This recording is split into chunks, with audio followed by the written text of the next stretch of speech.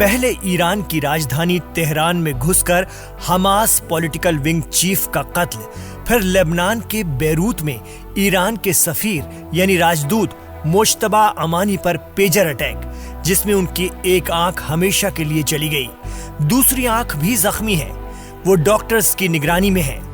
बावजूद इसके ईरान की खामोशी, आखिर वजह क्या है? लेबनान में हिजबुल्लाह के जंगजुओं और आम लोगों पर पेजर हमले के बाद ईरान ने हिजबुल्लाह की बात को ही आगे रखते हुए सिर्फ इतना कहा कि इस्राएल को इसकी बहुत बड़ी कीमत चुकानी होगी, लेकिन उसके बाद कोई भी सीधा रिएक्शन नहीं। यूनाइटेड नेशंस में भी ईरान के नुमाइंदे ने कहा कि लेबनान में उसके सफीर को निशाना बनाकर किए गए हमले का ईरान बदला लेगा। उन्होंने कहा कि जवाब देने के लिए ईरान इंटरनेशनल कवानीन के तहत अपने हकों की हिफाजत करता है। लेबनान और ईरान ने इन हमलों के लिए सीधे इस्राएल को मोरीद इल्जाम ठहराया है, लेकिन कोई बड़ी कार्रवाई इस सिमत में ईरान की तरफ से होती नजर नहीं आती है। अपनी राजधानी में अपने मेहमान इस्माइल हानिया का कत्ल हो जाने पर भी ईरान ने कसम खाई थी कि इसका बदला लिया जाएगा, लेकिन 2 महीने गुजर गए हैं, ईरान खामोश है। आखिर क्या वजह है कि इस्राएल और उसकी खुफिया एजेंसी की किसी भी हरकत के बाद ईरान गुस्सा तो बहुत दिखाता है, लेकिन नुकसान उठाकर भी चुप है? जानकार मानते हैं इसकी एक सबसे बड़ी वजह है अमेरिका। ईरान अगर इस्राएल के साथ सीधी जंग में कूदा तो सामने अमेरिका होगा। ऐसे में ईरान को बड़ा नुकसान उठाना पड़ेगा। ईरान इस बात को जानता और समझता है कि एक दौर में इराक के साथ कई सालों तक चली जंग में उसने भारी नुकसान उठाए हैं। इस जंग ने ईरान को इकोनॉमिकली और सोशल सतह पर बर्बाद ही कर दिया था। उससे उबरने में ईरान को कई साल लग गए।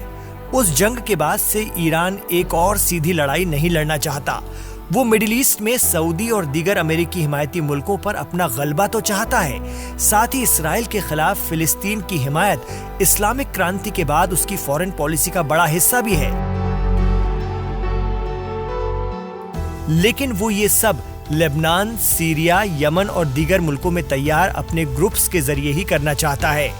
ईरान पर इल्जाम लगता है कि वो हिजबुल्लाह, हूती बागियों, हमास, इस्लामिक जिहाद जैसी शिया और सुन्नी दोनों तरह की तंजीमों को हथियार, पैसा और ट्रेनिंग सब कुछ देता है, लेकिन उसे अब अपने अगले कदम के लिए बड़े रिसोर्सेज की जरूरत है। इसी वजह से इस्राएल के उकसावे के बावजूद वो सीधे जंग में नहीं कूदना चाहता। ईरान को अपनी घरेलू इकोनॉमी को भी देखना है। अमेरिका और मगरबी मुल्कों के लगाए तमाम तरह के सैंक्शंस से भी निपटना होता है। एक बड़ा, खूबसूरत और रिसोर्सेज से भरपूर मुल्क है ईरान, और खासियत ये भी है कि वो अपने रिसोर्सेज का बेहतर इस्तेमाल करना जानता है। यही वजह है कि कई तरह के बैन के बावजूद वो अपने मुल्क को वापस मजबूती की राह पर ले आए।